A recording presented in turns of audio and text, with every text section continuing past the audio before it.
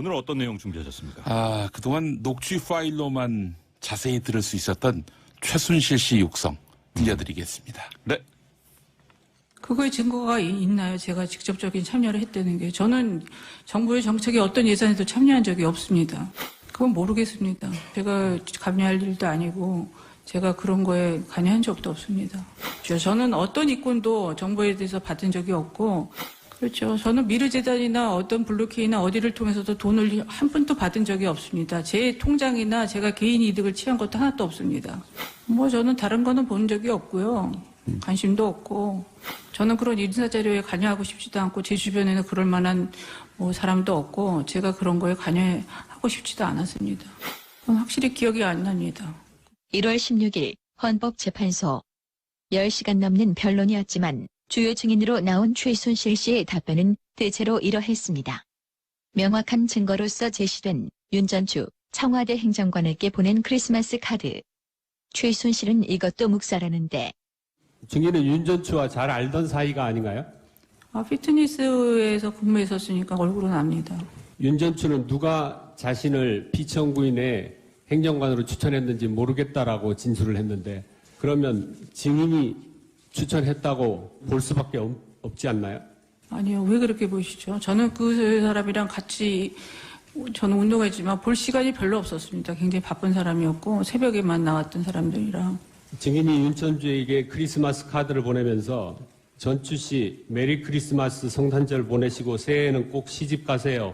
최순실이라고 기재한 것을 기억하나요? 기억 못합니다. 기억 못합니다. 피청구인이 나쁜 사람이라고 말한 노태강 문화체육부 국장을 아나요? 모릅니다, 전혀. 그런데 증인의 주거지 책상 위에서 발견된 메모지에 노태강이라고 기재되어 있는 이유는 무엇인가요? 모르겠습니다. 하도 고용태나 유상용이나 이런 사람들이 하도 무슨 문서라고 많이 갖다 놓고 이렇게 해갖고 제가 그런 것도 다 신빙성이 없다고 봅니다. 모른다. 기억 안 난다는 말 외에 눈에 띄는 건 고영태에 대한 언급. 2016년 1월경 고영태에게 관세청 차장과 인사국장을 할 만한 사람을 알아보라고 한 적이 있습니까? 없습니다. 그러니까 고영태의 말은 제가 진실성이 없기 때문에 하나도 대답할 수가 없습니다. 고영태 진술에 의하면 증인은 평소 문제가 있고 비리가 있는 사람들을 항상 좌파라고 표현하면서 그런 사람과 현 정권을 비판하는 사람이 있으면 알아보라는 말을 하였고, 누구에게 듣고 와서 그 사람에게 알아보라고 특정하여 지시한 적이 있다는데 사실인가요? 그러니까 고영태의 진술은 신빙성도 없고 2014년에 촬영을 한 걸로 봐서 계획적으로 모든 일을 꾸몄다고 생각합니다. 고영태 진술에 의하면은 문화체육부에 근무하는 최철에게 고영태의 진술에 대해서는 대답하지 않겠습니다. 그러나 더불어민주당 안민석 의원은 현 게이트 국면에서 믿을 수 있는 증인은 고영태와 노승일 뿐이라고 말하는데, 저는 거의 고영태 씨나 노승일 씨 말고는 그 이야기를 저는 별로 믿지를 않아요. 고영태가 기억하는 최순실은 모욕적인 말과 밑에 직원들을 좀 사람 취급을 안 하는 그런 행위를 좀 많이 해서 좀. 최순실이 헌법재판소에 나와서 한 메시지는 요컨대 나는 아무 잘못 없다. 이것뿐. 청사 안으로 이동한 최 씨는 엘리베이터에 탄 뒤 다시 한번 흐느끼며 죽을 죄를 지었다고 말하기도 했습니다.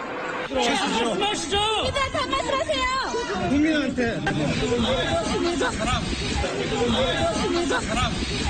그러면 검찰에 소환됐을 때 왜 죽을 죄를 지었다고 했을까? 이 질문에 대한 답 혹시? 그건 확실히 기억이 안 납니다. 네, 이 최순실 씨는 굉장히 법적으로 단련된 사람인 것 같은 느낌이 드네요. 비공개 면담에 성공했습니다. 2시간 반 동안 최순실을 만나고 온 분 만나보죠. 박 의원님 안녕하세요. 네, 안녕 못합니다. 어제 많이 힘드셨어요? 어제 너무 화가 나서 아직도 이 뒷목이 뻐근합니다. 야, 아니 그 정도 상황이었습니까? 네, 어제 좀 상황이요. 사실은 제대로 알려져 있지가 않아서 그런데요. 그 저희가 최순실을 면담하러 들어간 수감동에 예. 그 무장 교도관이 배치가 됐었습니다. 무장 교도관이라니요? 네, 그러니까 가슴에는 기동 순찰대라고 써 있던데요. 예. 큼은 옷을 입고 보통 덩치가 보통 사람의 한 1.5배 내지는 2배 정도 되는 그런 사람들인데 가슴에 이렇게 뭔가를 다 무장을 하고 있더라고요. 근데 이 무장 교도관이 배치되는 경우는 교도소 내에서 폭동이 일어나거나 예. 그 수감된 그 사람들끼리 뭐 폭행 사건이 있거나 이랬을 때 이 사람들이 올라와 오는 건데요. 폭력 진압용가 교도소 경찰 이런 거예요. 예. 그런데 최순실을 보호하기 위해서 국회의원들이 있었던 그 방에 무장 교도관이 배치됐다. 이거 굉장히 저는 심각한 상황이다라고 생각이 되고요. 예. 이 사람들이 보안과 소속이라고 하더라고요. 예. 그러니까 이 사람들을 불러들인 사람이 누구냐. 이것을 나중에 밝혀야 되지 않을까 저는 싶습니다. 그러면 청문위원들을 폭동 세력으로 본 거예요? 뭐 그렇다고 봐야죠. 왜냐하면 최순실을 보호하기 위해서 그 사람들이 최순실 문 앞을 막고 있었으니까요. 아니 누가 불러들였다고 지금 예상하세요? 짚히세요? 저는 보안과장 아니면 예. 교도소 소장 예. 아니면 법무부 차관 세 사람 중에 한 명입니다. 그 사람들은 또 누구 지시를 받아서 그랬을까요? 그 이상은 잘 모르겠습니다. 뭐 지시를 그 위에 지시가 있었다면 황교안 총리 권한 대행이겠죠.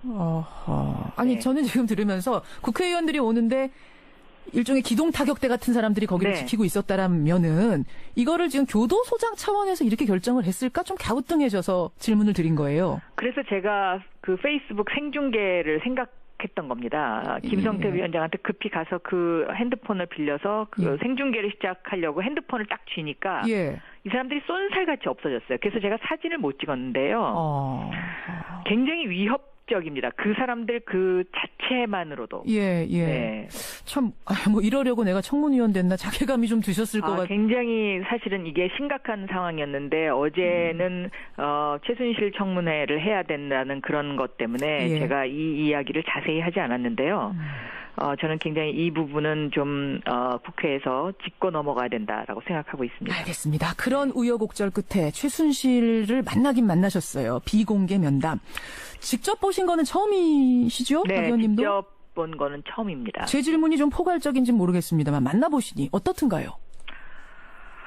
일단 왜 이 사람은 자기밖에 모르는 사람이구나 하는 그런 생각이 들었습니다. 그러니까 자기 관심사나 아니면 호기심이 생기는 질문 이런 데는 아주 또렷하게 대답합니다. 예를 들면? 예를 들어서 제가 태블릿 PC를 유상영이라는 분한테 맡기셨나요? 이렇게 질문을 했습니다. 그랬더니 갑자기 저를 탁 쳐다보면서 눈을 똑바로 뜨고 그 얘기 어디서 들으셨어요? 이렇게 아주 분명하게 얘기를 합니다. 그 얘기 어디서 들으셨어요? 네. 라고? 예. 그래서 제가 당신이 정직하게 얘기하면 나도 이 이야기를 어디서 들었는지 상황을 설명해 주겠다. 그랬더니 다시 또 고개를 탁 숙이고 대답을 안 하고 그다음에 대통령과 관련된 질문을 하면 대통령과 관련해서는 얘기하고 싶지 않다. 심경이 복잡하다. 심경이 복잡하다. 네. 그거는 저는 현장에선 그렇게 느꼈습니다. 대통령을 원망하고 있구나. 왜 나를 지켜주지 못했냐. 나는 대통령이 퇴임한 이후에 재단 이사장 만들어주려고 내가 이 고생했는데 뭐 이런 것이 눈 속에 담아 있었다라고 저는 느꼈습니다. 원망의 눈빛이 느껴졌단 말씀. 아니 근데 원래 최순실 씨가 그 청문회 못 나오는 이유를 공황장애가 있다. 뭐 몸과 마음이 너무 좋지 않은 상황이라 도저히 청문회 못 나간다 이랬잖아요. 뭐 마음은 좋지 않을 수 있겠죠. 그러나 건강 상태는 전혀 이상이 없었습니다. 그래요. 네. 그리고 그 와중에서도 뭔가 이렇게 그 꼼수를 피려는. 그러니까 청문회 도중에 또 화장실을 가겠다 그러더라고요. 그래서 제가 그 화장실 가겠다는 것을 믿을 수가 없어서 제가 여성위원이라서 따라 나섰습니다. 그랬더니 화장실 갔다 나와가지고는 교도소 소장님한테 제가 왜 여기 있어야 되냐. 응? 그걸 또 항의하려고 나간 거군요. 그렇죠. 내가 왜 있어야 되냐? 언제까지 있어야 되냐? 언제까지 나 빨리 보내달라. 아니 그거를 얘기를 하면 그게 어디 통해가지고 이게 통할 거라고 생각을 있는 구석이 통하는 것 같습니다. 왜냐하면 제가 교도소에 뭐 면회를 여러 번 가봤습니다마는 교도소 소장이 저렇게 쩔쩔매는 수감자를 처음 봤습니다. 그래요. 그러니까는 예를 들면 법무부도 지금 쩔쩔맵니다. 이들이 자기네한테 불이익이 올까봐 그러는지는 모르겠습니다만은 그 쩔쩔매는 그 장면과 어제 무장교도관을 배치했다는 그 두 가지 사실 때문에 제가 사실은 밤에 잠을 제대로 잘 못 잤습니다. 너무너무 국민의 한 사람으로서 수치감을 느낍니다. 알겠습니다. 최순실. 네. 어제 그렇게 해서 이제 우여곡절 끝에 청문회 면담하셨는데 나온 답변도 시원치가 않아요. 김기춘도 모른다. 안종범도 모른다. 우병우도 모른다. 다 모른다고 했죠? 모든 그 재판과 관련된 부분에 있어서는 다 모른다고 하고요. 딸 이야기가 나왔을 때 잠시 눈물을 보였었고, 어떤 그 사람한테 예를 들면 저희가 이렇게 그 동정심을 가질 수 있는 어떠한 요만큼의 인간적인 면도 발견하지 못했습니다. 그런 와중에 어제 새로운 추가 의혹을 하나 박 의원이 제기하셨어요.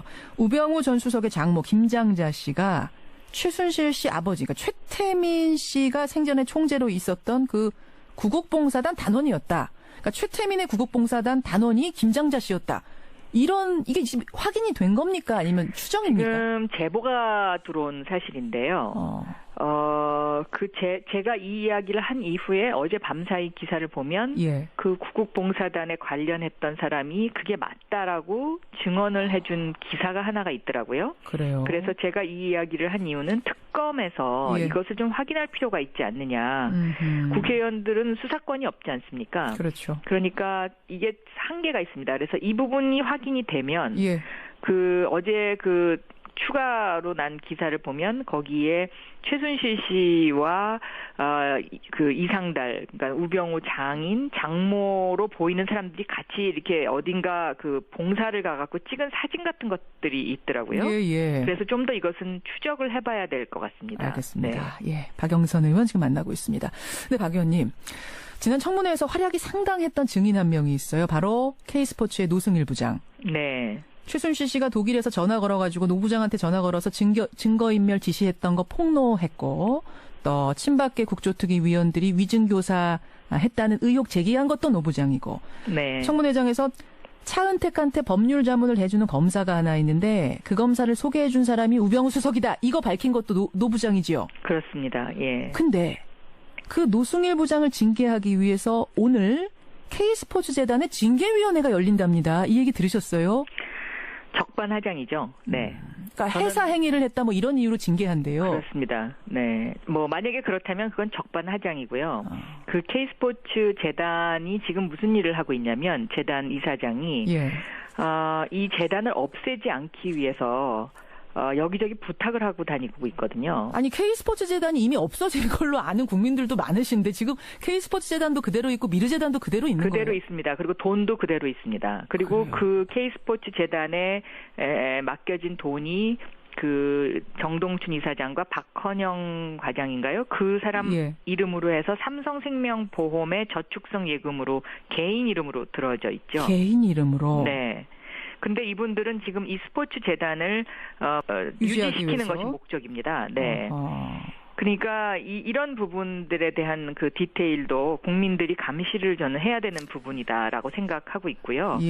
이분들의 주장은 뭐냐면 자기네는 정당한 방법으로 만들어진 재단이라는 것입니다. 여전히.